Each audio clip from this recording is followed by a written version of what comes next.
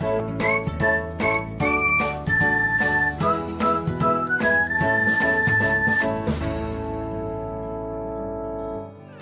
everyone, welcome back to another episode of Technologyglance.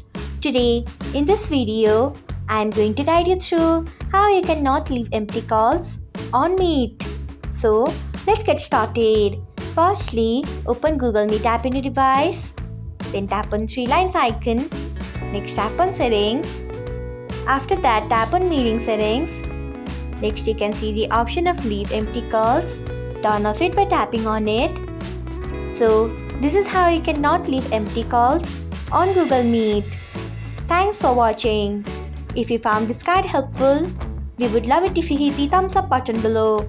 We upload great new tech tutorials like this one every day. So, do not forget to subscribe to our channel and hit the bell icon so that you'll never miss another update.